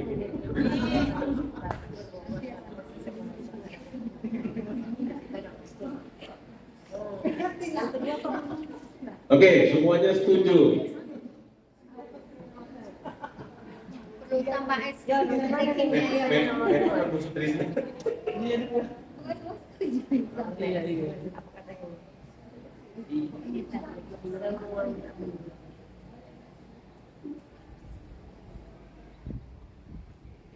Iya, bacanya jangan digeser, Bu.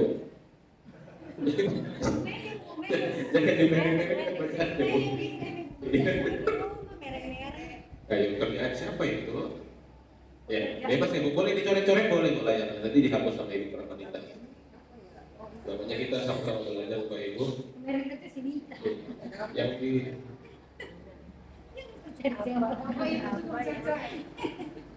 Iya, caranya ada tanda tambah, kalau di HP ada tanda tambah di ujung kanan bawah Bapak Ibu.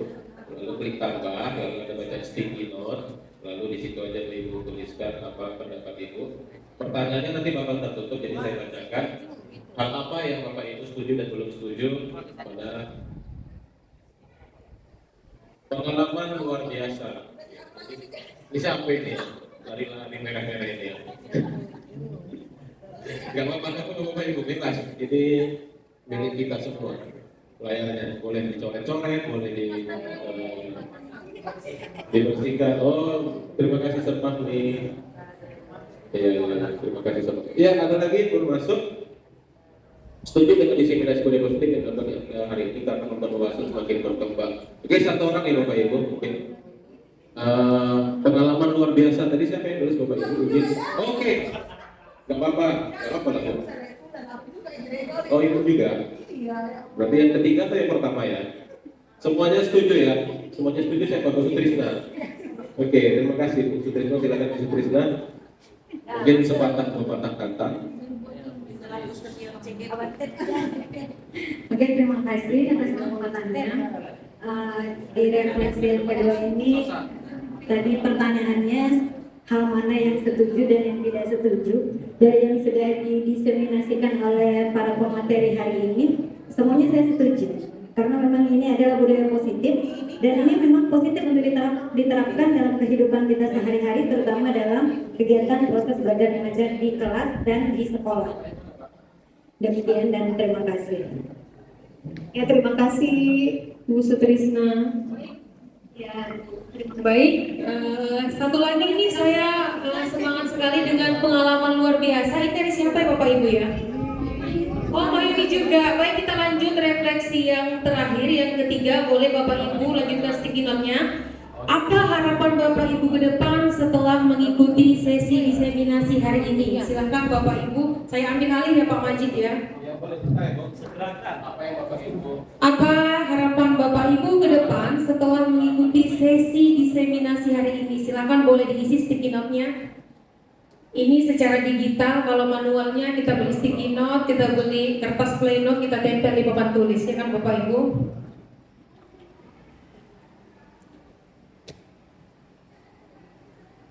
Oke, belum ada nih ya.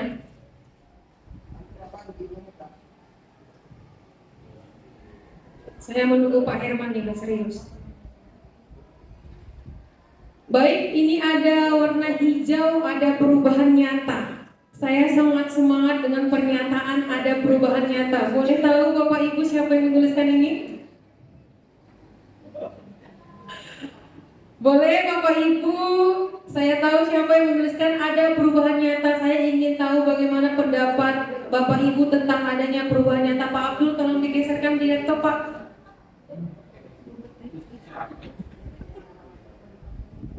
Iya, Pak Herman ini sepertinya. Pak Herman masih senyum-senyum. Saya mau udah terlihat sama Herman. Oke, boleh Pak. Jadi boleh Pak. Pendapat tentang adanya ini perubahan nyata boleh disampaikan Pak pendapatnya Pak. Terima kasih. Ini pun mikir juga. Jadi ada perubahan nyata. Tadi sebenarnya sudah disampaikan sama Bu Rita itu ya kan. Dalam pertanyaan dan pernyataan. Jadi ada dari pernyataan, ada pertanyaan, ada pernyataan.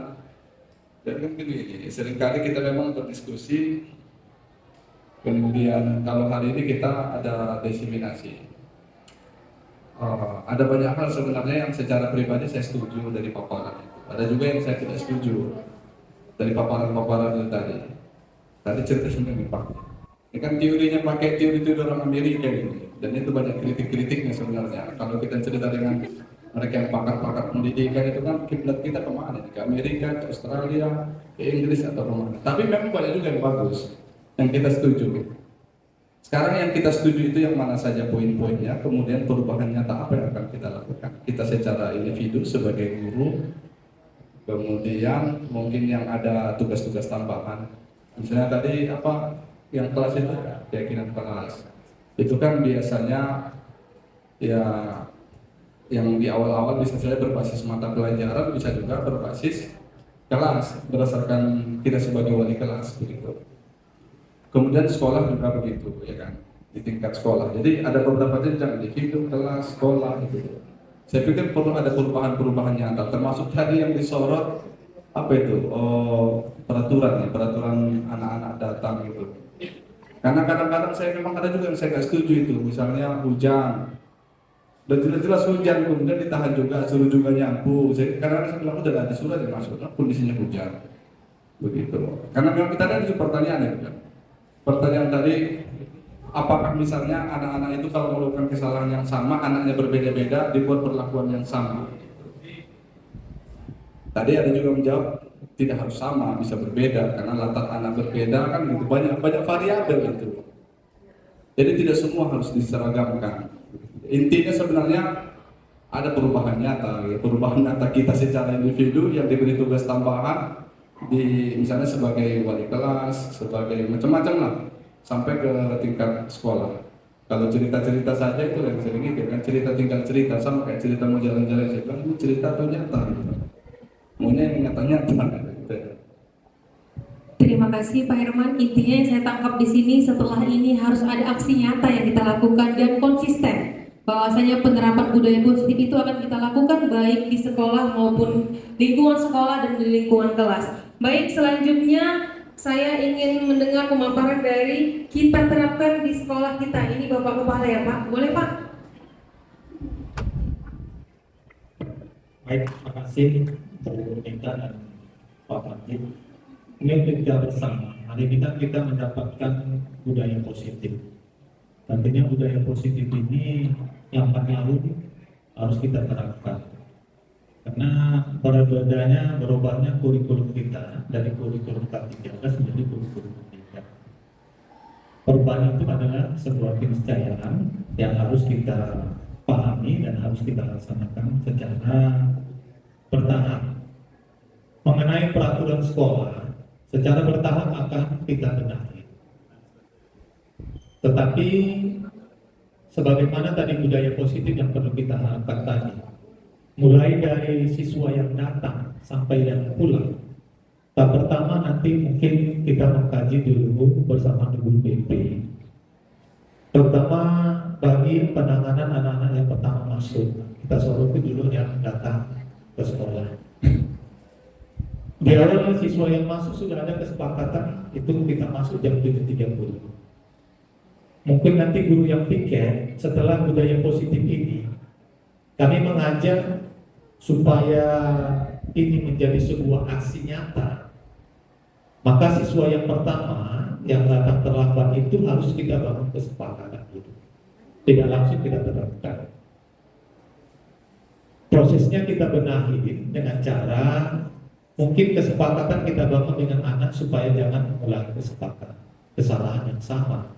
Contoh kasus, langsung aja ke kasus, kalau misalnya siswa yang terlambat, selama ini proses di BP itu kan langsung penanganan, diberi peringatan lain sebagainya dan seterusnya.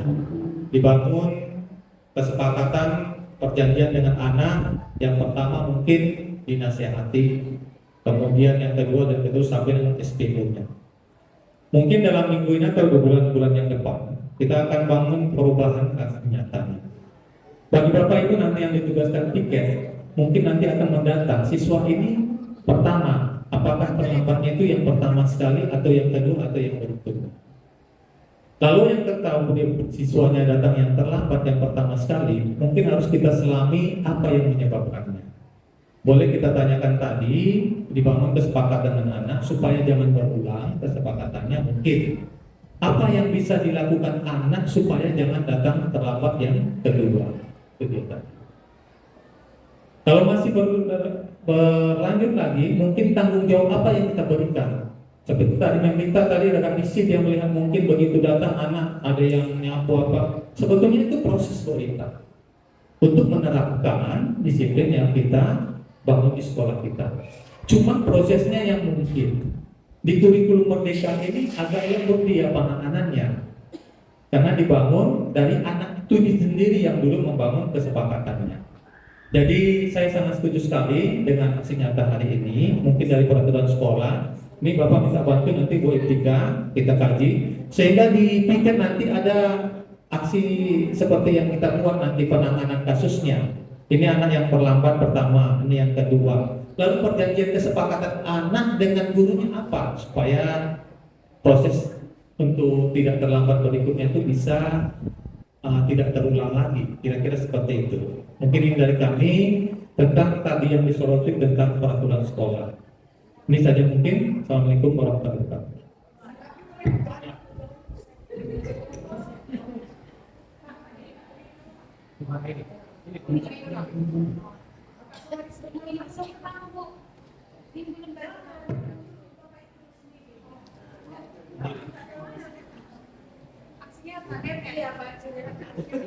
Ngambil aksi nyata untuk Oke. Ini lebih foto aja kan gimana? Oke, mungkin dari aksi nyata nanti mungkin akan kita terapkan nanti secara perlahan ya. Mungkin ada tanggapan dari Bu Rita, silakan.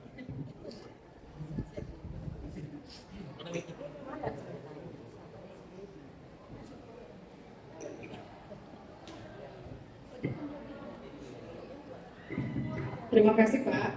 Mungkin ada beberapa nih yang harus diluruskan. Sepertinya kita agak sedikit ada miskonsepsi gitu ya Pak. Tadi yang saya tanggapi itu bahwa seperti kata Pak Herman, ada bagian yang kita setuju, ada yang perlu penyesuaian, ada yang memang kita tidak setuju. Karena kan teori ini datang dari ahli dengan kondisi geografis yang berbeda, kondisi demografis anaknya berbeda dan seterusnya. Ya semuanya berbeda. Nah jadi saya setuju dengan hukuman yang kita terapkan ke anak boleh. Umpama misalkan tadi di hukuman keterlambatan yang pertama kita ajak berdiskusi secara lebih personal, kemudian yang kedua kita cari kita bangun kesepakatan, konsensus dan seterusnya, saya setuju. Hanya saja barangkali hukumannya itu setahu saya di sekolah-sekolah yang maju itu tidak lagi menerapkan hukuman fisik. Contoh Pak, di sekolah anak saya tidak tahu lah, mungkin barangkali karena lingkungannya di Medan sana jauh lebih lumayan lah dibandingkan kita. Nah saya lihat contoh di sekolah anak saya, kalau mereka terlambat, mereka diberi pilihan. Yang pertama boleh mengambil pilihan, pilih salah satu buku yang kalian sukai, baca, nanti setelah dibaca semisal 20 menit ceritakan kembali apa yang kamu peroleh. Ada.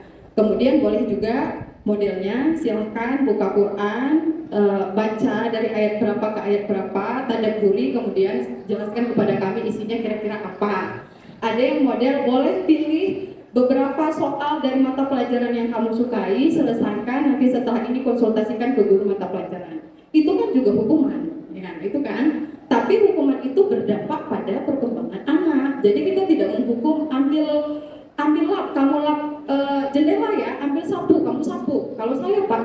Kalau saya seandainya jadi orang tua siswa yang seperti itu, saya akan keberatan kepada sekolah. Nah, itu dia contohnya. Ini kan kebetulan nggak ada orang tua kita yang keberatan. Semisal anak saya diperlakukan seperti itu, barangkali saya keberatan. Karena kadang-kadang untuk hukuman fisik ini kita sudah latih di rumah. Kita sekolahkan mereka ke sekolah kita itu tidak lagi untuk hukuman fisik yang seperti itu. Banyak hukuman lain yang jauh lebih mendidik dan berdampak pada masa depan mereka. Itu contohnya. Jadi dalam artian saya bukan tidak setuju kepada hukuman, hanya saja bentuk hukumannya itu harus kita cari yang lebih positif. Mungkin seperti itu Pak, masukan saya. Terima kasih Pak. Assalamualaikum warahmatullahi wabarakatuh. Ya, hari ini mungkin kita setuju ya Bapak Ibu. Kita coba di dalam menerapkan kurikulum merdeka ini, mencoba mencari hukuman disiplin tadi, mencari budaya yang positif yang bisa membangun dan membangun karakter daripada siswa kita tadi.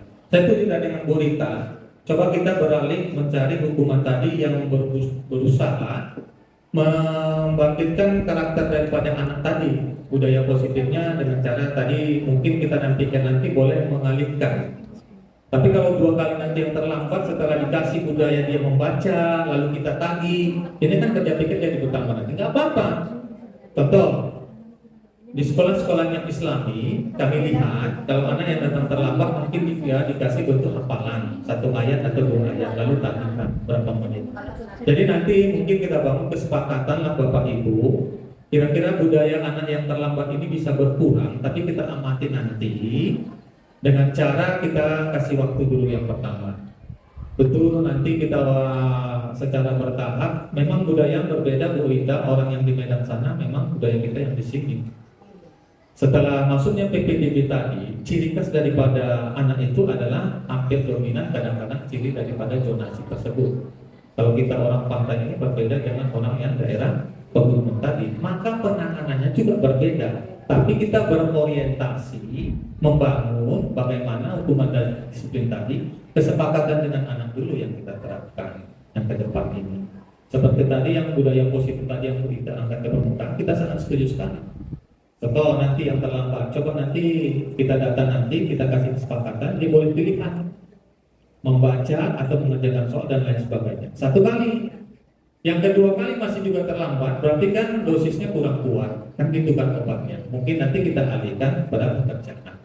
Malah kadang-kadang kalau kita lihat anak yang sering terlambat itu senang dikasih tiket, menjadi kesenangannya pula. Ini kan harus kita pelajari yang menentu. Jadi Bapak Ibu pada hari ini diseminasi, mungkin yang kita angkat ke permukaan sama kita. Bapak Ibu mempunyai tanggung jawab sebagai guru mapel, Bapak Ibu mempunyai tanggung jawab sebagai wali kelas, Bapak Ibu mempunyai tanggung jawab sebagai wakil kepala sekolah, Bapak Ibu mempunyai tanggung jawab yang lain termasuk sebagai kepala sekolah. Marilah kita secara perlahan membudayakan positif, menjalin kerjasama dengan mendiskusikan dulu dengan anak. Demikian dari kami. Assalamualaikum warahmatullahi wabarakatuh.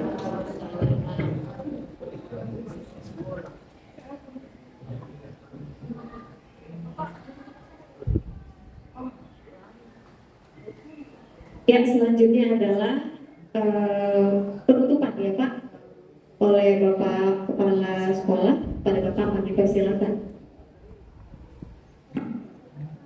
Baik, Assalamualaikum warahmatullahi wabarakatuh. Bapak Ibu narasumber atas nama Bapak Abdul Majid Matondang SPD dan Ibu Pramanita Marpaung SPD, Ibu Moderator dan Bapak Ibu tenaga guru dan kependidikan yang mengikuti diseminasi budaya positif di lingkungan SMA Negeri 1 Tanjung Balai. Alhamdulillah sudah kita ikuti dengan sebaik-baiknya.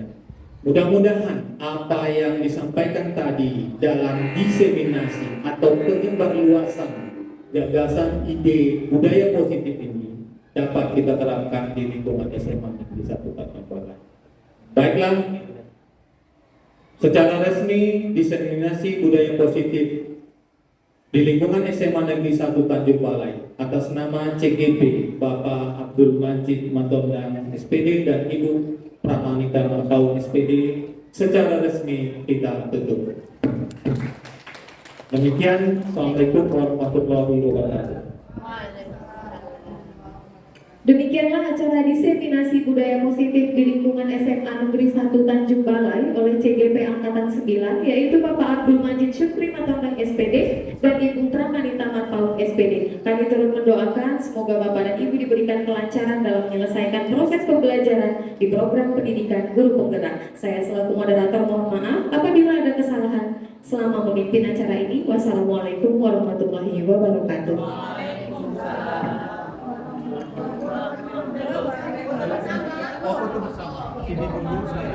Iya, Bapak Ibu, kita foto bersama, diharapkan mengambil posisi. Yang pertama, ya berdiri di tempat dulu, lalu nanti sesi keduanya berdiri di depan.